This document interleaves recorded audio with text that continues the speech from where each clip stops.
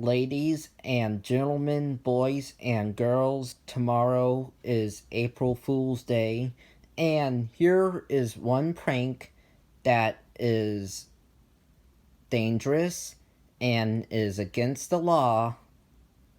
That is pulling the fire alarm. Even though it's April Fool's Day, do not pull the alarm as a prank. Don't ever do that. Only the principal is in charge of setting off the alarm in our school for the drills. It is not funny to set it off.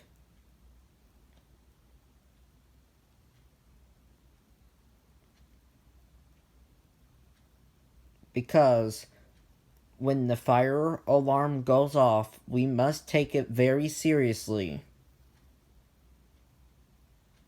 Fire alarms are taken very seriously. They are not made for jokes. Bye.